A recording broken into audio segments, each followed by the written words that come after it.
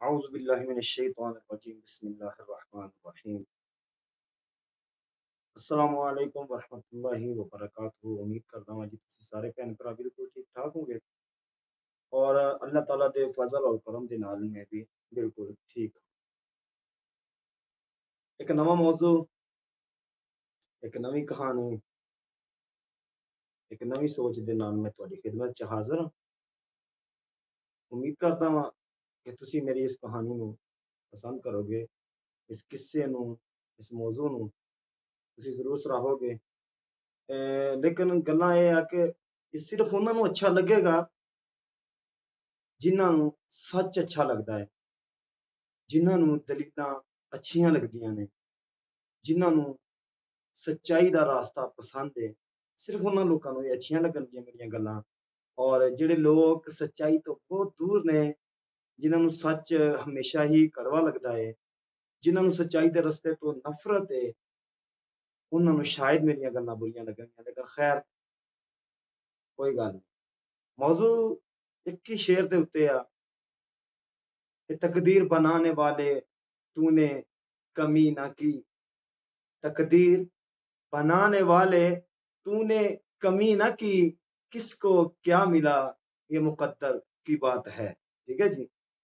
मेरे कहने का मकसद यह है कि अल्लाह ताला ने इंसान की तकदीर लिख दी, इंसान का मुकद्दर लिख दिता। अल्लाह ताला ने लिख दिता कि इनू इतना रिजक देना वा, इतना रिजक इसकी जिंदगी दे विच इसने इस्तेमाल करना है। इतना सारा रिज़्क है जेड़ा इहदी ज़िंदगी दे विच इहनूं अता कीता जावेगा। अग्गों इहदा ये मकसद नहीं कि असीं सोचीए कि सानूं अल्लाह ताला ने अता करना लिख दिता है, सानूं हासिल हो जाना, नहीं। उस तो बाद अल्लाह ताला ने इंसान नूं ज़िंदगी अता कर दित्ती। उस तो बाद इंसान दुनिया ते आया, रिज़क अपने मुकद्दर च लिखवा के आ गया। फिर जिवें-जिवें जित्थों दे मुकद्दर शुरू हुंदे ने, अल्लाह उन्हें सोच अता करता है, दिमाग अता करता है, मुख अता करता है कि फिर उस इंसान ने अपनी सोच के जरिए, अपनी उस अकल के जरिए, अपने उस दिमाग दे नाल उस रोजी नूं हासिल करना है। हुण ये इंसान ते डिपेंड करता है कि वो रोजी हलाल तरीके नाल हासिल करता है या हराम तरीके नाल हासिल करता है। कतई ये इंसान अपने दिमाग विच ना सोचे कि मैनू ये जिहड़ी जिंदगी दे विच रिज़क मिलिया है, खा वो हलाल तरीके नाल मैं हासिल कीता है या खा हराम तरीके नाल हासिल कीता है, कि मैं अल्लाह तआला दी तरफों ये सब कुछ है। ला अगर ऐसा है तो फिर इंसान च ते हैवान च कोई फर्क नहीं। अल्लाह ताला ने इंसान नूं भी रूह दित्ती है, हैवान नूं भी रूह दित्ती है। हथ पैर इंसान नूं भी दित्ते ने, हथ पैर हैवान नूं भी दित्ते ने। फर्क इन्ना है कि अल्लाह ने इंसान नूं अकल अता कीती है, हैवान नूं अकल अता कीती नहीं। बस यही वो गल है कि जदों इंसान दी अकल विच ये गल आ जावे, फिर इंसान खता नहीं खाता। लेकिन कुछ लोग ऐसे भी हो जाते हैं कि जिन्हां दी अकल कुछ ज्यादा उच्ची हो जाती है, कुछ ज्यादा वड्डी हो जाती है।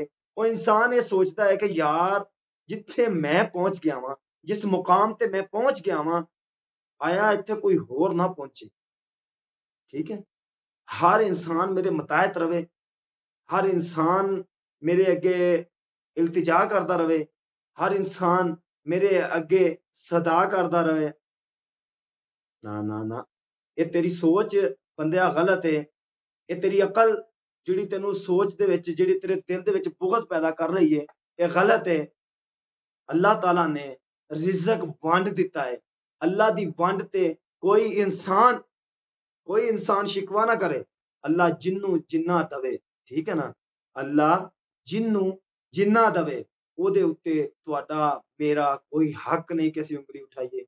असीं रब अगे शुक्र अदा करना चाहिदा कि या अल्लाह तेरा शुक्र है, तेरा करम है, तेरा फजल है, तू सानू अता कीता, जिन्ना भी अता कीता अल्हम्दुलिल्लाह।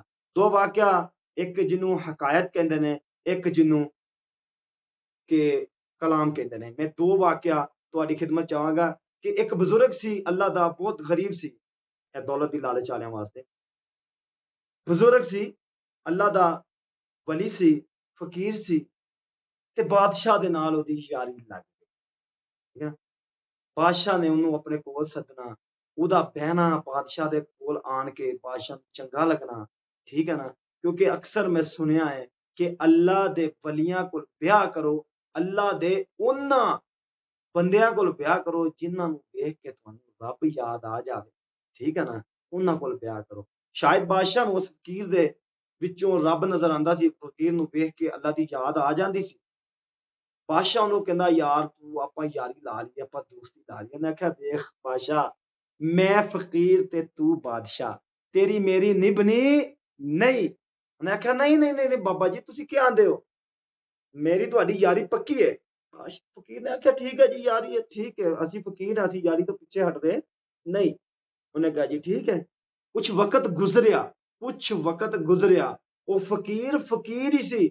ਬਾਦਸ਼ਾਹ ਨੇ ਉਹਨੂੰ ਕਹਿਣਾ ਤੂੰ ਸਦਾ ਨਾ ਕਰਿਆ ਕਰ, ਤੂੰ ਮੰਗਿਆ ਨਾ ਕਰ, ਤੂੰ ਮੈਨੂੰ ਦੱਸ ਕੀ ਤੈਨੂੰ ਚਾਹੀਦਾ। ਉਹਨੇ ਕਿਹਾ ਵੇਖਿਆ ਬਾਦਸ਼ਾਹ, ਬਾਦਸ਼ਾਹੀ ਵਿਖਾਉਣ ਲੱਗ ਪਿਆ ਨਾ, ਯਾਰੀ ਤੋਂ ਬਾਦਸ਼ਾਹੀ ਵਿਖਾਉਣ ਲੱਗ ਪਿਆ ਨਾ। ਮੈਂ ਤੈਨੂੰ ਪਹਿਲੋਂ ਆਖਿਆ ਸੀ ਤੇਰੀ ਮੇਰੀ ਨਿਭਣੀ ਨਹੀਂ। ਉਹਨੇ ਕਿਹਾ ਠੀਕ ਹੈ ਮੈਂ ਤੈਨੂੰ ਕੁਝ ਨਹੀਂ ਆਂਦਾ, ਜਿਵੇਂ ਤੂੰ ਰਾਜ਼ੀ ਹੋਵੇਂ ਮੈਂ ਰਾਜ਼ੀ। ਯਾਰ ਨੂੰ ਯਾਰ ਦੀ ਰਜ਼ਾ 'ਚ ਰਾਜ਼ੀ ਹੋਣਾ ਚਾਹੀਦਾ, ਇਹਨੂੰ ਯਾਰ ਹੀ ਆਂਦੇ ਨੇ। ਇੱਕ ਯਾਰ ਉੱਚਾ ਤੇ ਇੱਕ ਯਾਰ ਨੀਵਾਂ ਹੈ, ਉਹ ਫਰਕ ਮਿਟਾਉਣਾ। ਬੇਸ਼ੱਕ ਉਹਦੇ ਦਿਲ 'ਚ ਜੋ ਵੀ ਹੈ, ਲੇਕਿਨ ਕਿਸੇ ਦੀ ਕਮੀ ਨੂੰ ਉਹਨੂੰ ਦੱਸਣਾ ਨਹੀਂ ਚਾਹੀਦਾ। ਇੱਕ ਟਾਈਮ ਆਇਆ ਬਾਦਸ਼ਾਹ ਨੇ ਦਾਵਤ ਕੀਤੀ। ਉਹਨੇ ਕਿਹਾ ਜੀ ਮੇਰੇ ਇਲਾਕੇ 'ਚ ਮੇਰੇ ਜਿਹੜੇ ਵਜ਼ੀਰ ਨੇ ਮਸ਼ੀਰ ਨੇ ਉਹਨਾਂ ਦੀ ਦਾਵਤ ਹੈ ਤੇ ਤੁਸੀਂ ਵੀ ਜ਼ਰੂਰ ਆਣਾ ਹੈ। ਗੱਲ ਬੜੀ ਪਤੇ ਦੀ ਹੈ ਉਹਨਾਂ ਵਾਸਤੇ ਜਿਹੜੇ ਕਹਿੰਦੇ ਨੇ ਅਸੀਂ ਇੰਨੀ ਦੌਲਤ ਇਕੱਠੀ ਕਰ ਲਈਏ, ਇੰਨੇ ਸਾਡੇ ਦਸਤਰਖਾਨ ਭਰੇ ਹੋਣ ਖਾਣੇ ਦੇ ਟਾਈਮ ਤੇ, ਸਾਡੇ ਦਸਤਰਖਾਨ ਤੇ 40 ਰੰਗਾਂ ਦੇ ਖਾਣੇ ਪਏ ਹੋਣ, ਅਸੀਂ ਮਰਜ਼ੀ ਨਾਲ ਖਾਈਏ, ਅੱਧੇ ਖਾਈਏ ਤੇ ਅੱਧੇ ਸੁੱਟ ਦਈਏ। ਉਹਨਾਂ ਵਾਸਤੇ ਫਕੀਰ ਨੇ ਬੜੀ ਪਿਆਰੀ ਗੱਲ ਕੀਤੀ। ਉਹਨੇ ਕਿਹਾ ਬਾਦਸ਼ਾਹ ਵੇਖ ਯਾਰ, ਤੇਰੇ ਬੜੇ ਬੜੇ ਵੱਡੇ ਯਾਰ ਹੋਣਗੇ, ਉਹ ਬਾਦਸ਼ਾਹ ਵੀ ਹੋਣਗੇ ਯਾਰ, ਉਹ ਵਜ਼ੀਰ ਵੀ ਹੋਣਗੇ, ਮੈਂ ਆਵਾਂਗਾ ਤੇਰੀ ਬਿਸਤੀ ਹੋ ਜਾਏਗੀ। ਉਹਨੇ ਕਿਹਾ ਨਹੀਂ ਨਹੀਂ। ਬਾਦਸ਼ਾਹ ਨੇ ਆਖਿਆ ਤੂੰ ਮੇਰਾ ਯਾਰ ਆ, ਤੂੰ ਹੋਣਾ ਹੀ ਹੋਣਾ। ਉਹਨੇ ਕਿਹਾ ਠੀਕ ਹੈ ਮੈਂ ਆਵਾਂਗਾ ਪਰ ਮੇਰੀ ਮਰਜ਼ੀ ਨਾਲ, ਮੈਨੂੰ ਕੋਈ ਕੁਝ ਕਵੇਗਾ ਨਹੀਂ। ਮੈਂ ਦਾਵਤ ਚ ਆਵਾਂਗਾ ਆਪਣੀ ਮਰਜ਼ੀ ਨਾਲ, ਪਵਾਂਗਾ ਆਪਣੀ ਮਰਜ਼ੀ ਨਾਲ, ਖਾਵਾਂਗਾ ਆਪਣੀ ਮਰਜ਼ੀ ਨਾਲ, ਮੈਂ ਕਿਸੇ ਦੀ ਇਤਾਅਤ ਨਹੀਂ ਕਰਨੀ। ਉਹਨੇ ਕਿਹਾ ਜੀ ਠੀਕ ਹੈ। ਗੱਲ ਇਹ ਹੈ ਕਿ ਫਕੀਰ ਦੂਸਰੇ ਦਿਨ ਦਾਵਤ ਤੇ ਆਇਆ, ਉਹ ਟਾਈਮ ਹੋਇਆ, ਬਾਦਸ਼ਾਹ ਦਾ ਇੰਤਜ਼ਾਰ ਕਰ ਰਿਹਾ, ਉਹ ਆਪਣੇ ਵਕਤ ਤੇ ਆ ਗਿਆ। ਉਹਨਾਂ ਆਖਿਆ ਯਾਰਾਂ ਦੋਸਤਾਂ ਨੂੰ ਵੀ ਬਾਦਸ਼ਾਹ ਉਹ ਤੂੰ ਇਸ ਬੰਦੇ ਵਾਸਤੇ ਦਾਵਤ ਨੂੰ ਲੇਟ ਕਰ ਛੱਡਿਆ, ਖਾਣਾ ਨਹੀਂ ਖੋਲਿਆ, ਉਹ ਇੱਕ ਫਕੀਰ ਆ ਯਾਰ ਮੰਗਣ ਵਾਲਾ, ਤੂੰ ਕੀ ਕੀਤਾ। ਬਾਦਸ਼ਾਹ ਨੇ ਕਿਹਾ ਥੋੜਾ ਠਹਿਰੋ ਤੇ ਸਹੀ, ਉਹ ਜੋ ਮੈਂ ਵੇਖਿਆ ਤੁਸੀਂ ਵੀ ਤੇ ਵੇਖੋ ਨਾ, ਜੋ ਇਹਦੇ ਚ ਮੈਂ ਵੇਖਿਆ ਤੁਸੀਂ ਵੀ ਤੇ ਵੇਖੋ ਨਾ। ਕਿਹਾ ਸਾਨੂੰ ਵਿਖਾ ਕੀ ਵਿਖਾਉਣਾ ਚਾਹੁੰਦਾ। ਲੱਗਾ ਵੇਖੋ ਥੋੜਾ ਇੰਤਜ਼ਾਰ ਕਰੋ, ਬਸ ਉਹਦੀਆਂ ਅਦਾਵਾਂ ਵੇਖੋ, ਉਹਦੇ ਰੰਗ ਵੇਖੋ, ਉਹਦੇ ਢੰਗ ਵੇਖੋ। ਫਕੀਰ ਆਇਆ, ਜੁੱਤੀਆਂ ਵਾਲੀ ਜਗ੍ਹਾ ਤੇ ਜੁੱਤੀਆਂ ਪਰੇ ਕਰਕੇ ਬਹਿ ਗਿਆ। ਮੈਂ ਆਖਿਆ ਬਾਦਸ਼ਾਹ ਤੇਰੇ ਯਾਰ ਨੂੰ ਤਾਂ ਕੋਈ ਅਕਲ ਹੀ ਨਹੀਂ, ਕਿੱਥੇ ਬਹਿ ਗਿਆ। ਉਹਨੇ ਵਾਦਾ ਹੈ, ਯਾਰ ਦਾ ਯਾਰ ਨਾਲ ਵਾਦਾ ਹੈ, ਮੈਂ ਵਾਦਾ ਤੋੜਨਾ ਨਹੀਂ, ਮੈਂ ਉਹਨੂੰ ਕੁਝ ਆਖਣਾ ਨਹੀਂ, ਜੋ ਉਹਦਾ ਦਿਲ ਹੈ ਉਹ ਕਰੇ। ਅੱਛਾ। ਉਹਨੇ ਉੱਥੇ ਬੈਠਾ ਬਹਿ ਕੇ ਇੱਕ ਸੁੱਕਾ ਟੁਕੜਾ ਰੋਟੀ ਦਾ ਖਾਦਾ ਤੇ ਕਿਹਾ ਅਲਹਮਦੁਲਿਲਾਹਿ ਰੱਬਿਲ ਆਲਮੀਨ, ਪਾਣੀ ਲਿਆ ਪੀ, ਗੱਲ ਮੁੱਕ ਗਈ। ਯਾਰਾਂ ਨੇ ਫਿਕਰੇ ਕੱਸਣੇ ਸ਼ੁਰੂ ਕਰ ਦਿੱਤੇ। ਖੈਰ ਦਾਵਤ ਖਤਮ ਹੋਈ ਤੇ ਬਾਦਸ਼ਾਹ ਯਾਰ ਵੱਲ ਵੇਂਦਾ ਹੈ, ਕਿਉਂਕਿ ਬਾਦਸ਼ਾਹ ਨੂੰ ਪਤਾ ਸੀ ਕਿ ਯਾਰ ਇਹਨਾਂ ਦਾ ਮੂੰਹ ਬੰਦ ਕਰਕੇ ਜਾਵੇਗਾ, ਉਂਝ ਜਾਂਦਾ ਨਹੀਂ। ਯਾਰ ਦੀ ਕੰਡ ਨਹੀਂ ਲੱਗਣ ਦਿੰਦੇ, ਠੀਕ ਆ, ਅਸਲ ਪ੍ਰੀਤ ਜਿਨ੍ਹਾਂ ਦੀ, ਠੀਕ ਆ। ਉਹਦੇ ਤੋਂ ਬਾਅਦ ਬਾਦਸ਼ਾਹ ਨੇ ਆਖਿਆ ਯਾਰ ਤੇ ਫਿਕਰੇ ਪੇ ਕੱਸਦੇ ਨੇ, ਇਹਨਾਂ ਦੇ ਫਿਕਰਿਆਂ ਦਾ ਕੋਈ ਜਵਾਬ ਤਾਂ ਦੇ। ਉਹਨੇ ਕਿਹਾ ਸਬਰ ਕਰ। ਉਹਨੇ ਕਿਹਾ ਸੱਦ ਆਪਣੇ ਸਾਰੇ ਯਾਰ, ਮੈਂ ਉਹਨਾਂ ਨੂੰ ਜਵਾਬ ਦੇਣਾ ਵਾ। ਯਾਰ ਇਕੱਠੇ ਹੋ ਗਏ। ਉਹਨੇ ਕਿਹਾ ਦੇਖ ਕੱਲ ਕਿਆਮਤ ਦਾ ਦਿਨ ਹੋਏਗਾ, ਇਨਸਾਨ ਨੇ ਅੱਲਾਹ ਤਾਲਾ ਦੇ ਰੂਹ ਜਾ ਕੇ ਜਵਾਬ ਦੇਣਾ ਹੈ, ਤੇ ਇਹਦਾ ਜਵਾਬ ਜਿਹੜਾ ਹੈ ਨਾ ਤੂੰ ਇਹਨਾਂ ਨੂੰ ਦੇ। ਫਕੀਰ ਨੇ ਆਖਿਆ ਇੱਕ ਤਵਾ ਲਿਆ, ਉਹ ਲੋਹੇ ਦਾ ਗਰਮ ਤਵਾ ਲੋਹੇ ਦਾ ਲਿਆਣ ਕੇ ਉਹਨੇ ਰੱਖ ਲਿਆ। ਲਾਲ ਸੁਹਾ ਤਵਾ ਸੀ। ਉਹਨੇ ਕਿਹਾ ਜ਼ਮੀਨ ਇਹਦੇ ਨਾਲੋਂ ਵੀ ਗਰਮ ਹੋਣੀ ਹੈ, ਜ਼ਮੀਨ ਇਹਦੇ ਨਾਲੋਂ ਵੀ ਲਾਲ ਹੋਣੀ ਹੈ ਉਸ ਦਿਨ। ਖੈਰ ਇੰਨੇ ਨਾਲ ਹੀ ਕੰਮ ਚਲਾ ਲੈਂਦੇ ਆ। ਉਹਨੇ ਪੈਰ ਜੁੱਤੀ ਦਾ ਲਾਇਆ, ਨੰਗਾ ਪੈਰ ਰੱਖਿਆ ਤਵੇ ਉੱਤੇ। ਉਹਨੇ ਆਖਿਆ ਜੀ ਯਾ ਅੱਲਾ, ਮੈਂ ਇੱਕ ਸੁੱਕਾ ਟੁਕੜਾ ਰੋਟੀ ਦਾ ਖਾਦਾ ਹੈ। ਉਹਨੇ ਪੈਰ ਚੁੱਕ ਲਿਆ। ਉਹਨੇ ਕਿਹਾ ਜੀ ਤੁਸੀਂ ਜੋ ਦਾਵਤ ਚ ਖਾਦਾ ਹੈ ਇੱਥੇ ਆਣ ਕੇ ਹਿਸਾਬ ਦੇ ਸਕਦੇ ਹੋ। ਹਰ ਬੰਦੇ ਦਾ ਸਿਰ ਨੀਵਾਂ ਸੀ, ਅੱਖ ਝੁਕੀ ਹੋਈ ਸੀ, ਕਿਉਂਕਿ ਇਸ ਗੱਲ ਦਾ ਜਵਾਬ ਉਹਨਾਂ ਕੋਲ ਕੋਈ ਨਹੀਂ ਸੀ, ਠੀਕ ਹੈ ਨਾ। कोई बंदा गल दे उत्ते उंगली ना चुके, मां ने लाल नहीं जम्मिया जेड़ा मानी दी गल नूं रद्द कर जावे, मैं मोहर ऐसी ला देवांगा। कोई ये कहेगा, हर बंदा कहेगा यार ये तो हकायतां सुना गया, तो सुन फिर मौला कायनात दी गल सुन।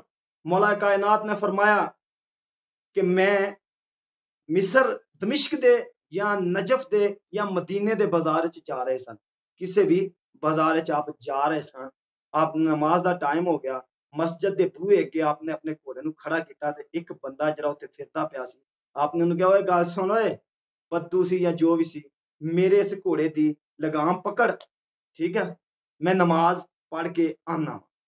हजरत अली अल मुर्तजा रजी अल्लाह तआला अन्हो मस्जिद च दाखिल होए ने, ते आपने दिल च सोचा कि मैं बाहर निकलिया ना, तो इनू 3 दिरहम जेड़े देने ने कि एदी ओ मजदूरी होएगी, मैं नमाज दे टाइम ते इन्हें मेरे घोड़े दी लगाम फड़ी है, मेरे घोड़े दा ख्याल रखा है, मैं इनू 3 दिरहम इदी मजदूरी अता जरूर करांगा। इन्नी गल सोच के हजरत अली अल मुर्तजा नमाज वास्ते गए ने, नमाज पढ़ के वापस आए ने, की सोचिया सी हजरत अली ने कि 3 दिरहम ओनू देने ने, ओदे मुकद्दरां दे सी, ठीक है ना, मजदूरी सी। बाहर आए ने, घोड़े की जिहड़ी काठी आ ओनू अरबी च ज़ैन आंदे ने, ज़ैन घोड़े दी, घोड़े उत्ते कोई नहीं सी, घोड़ा खड़ा सी। आप मुस्कुराए, आपने फरमाया सुभान अल्लाह। आप घोड़े दी लगाम पकड़ के उस बाजार जिथे बाजार लगदा सी मंडी, उहदे विचों दी गुजर के जा रहे ने, लोकी सलाम कर रहे ने हज़रत अली नूं उठ के कि मौला कायनात आ रहे ने। वेख्या कि एक दुकान ते ओही आप दे घोड़े दी काठी टंगी हुई है बेचण वास्ते। आपने जाके सलाम लिया, आपने फरमाया ये काठी ते मेरी है, इत्थे किवें? उन्हें कहा जी एक बंदा आया सी 3 दिरहम दी ओ वेच गया मैनू। गल सोचो, 3 दिरहम सी जेड़े हजरत अली ने सोचा सी कि मैं बाहर निकल के इनू दवांगा, वो 3 दिरहम दी काठी वेच गया ला के, यानी उन्हें सबर कीता नहीं। ਉਹ ਜਿਹੜੀ ਅਗਰ ਉਹ ਥੋੜੀ ਦੇਰ ਸਬਰ ਕਰਦਾ ਮਿਲਨੇ ਉਹਨੂੰ ਉਦੋਂ ਵੀ 3 ਹੀ ਦਿਰਹਮ ਸੀ, ਲੇਕਿਨ ਉਹ ਹਲਾਲ ਦੀ ਰੋਜ਼ੀ ਹੋਣੀ ਸੀ, ਉਹਨੇ ਸਬਰ ਨਹੀਂ ਕੀਤਾ, ਕਾਲੀ ਕਰ ਗਿਆ, ਤੇ ਉਹ ਰੋਜ਼ੀ ਉਹਨੇ ਜਿਹੜੀ ਹਲਾਲ ਦੀ ਮਿਲਣੀ ਸੀ ਉਹਨੂੰ ਅੱਲਾ ਦੀ ਤਰਫੋਂ, ਅੱਲਾ ਨੇ ਤੇ ਮੁਕੱਦਰਾਂ 'ਚ ਲਿਖੀ ਸੀ, ਉਹ ਉਹਨੇ ਹਰਾਮ ਤਰੀਕੇ ਨਾਲ ਕਮਾ ਲਈ। ਸਮਝ ਕੋ ਜਾਂਦੀ ਜੇ? ਇਹ ਉਹ ਗੱਲ ਆ, ਅਗਰ ਸਾਡੀ ਜ਼ਿੰਦਗੀ ਦੇ ਵਿੱਚ ਅੱਲਾਹ ਤਾਲਾ ਸਾਨੂੰ ਸ਼ਾਉਰ ਅਤਾ ਕਰ ਦਿੱਤਾ ਹੈ, ਤੇ ਸਾਨੂੰ ਚਾਹੀਦਾ ਹੈ ਕਿ ਅਸੀਂ ਆਪਣੇ ਦਿਲਾਂ ਨੂੰ ਖੋਲੀਏ, ठीक है ना। ਅਸੀਂ ਉਸ ਨਬੀ ਦੇ ਉਮਤੀ ਆ ਜਿਹਦੇ ਬਾਰੇ ਕੁਰਾਨ ਨੇ ਫਰਮਾਇਆ ਅਲਮ ਨਸ਼ਰਹ ਲਕ ਸਦਰਕ व रफअना लक ज़िक्रक। कोई गल समझ च आ जावे तो ठीक है, नहीं तो फिर भाई अपने भी नूं दिओ इजाजत। इंशाअल्लाह ताला कल नवी वीडियो च तुहाडी मेरी मुलाकात होएगी, तब तक के लिए अपने भी को दीजिए इजाजत। अल्लाह हाफिज, फी अमानिल्लाह।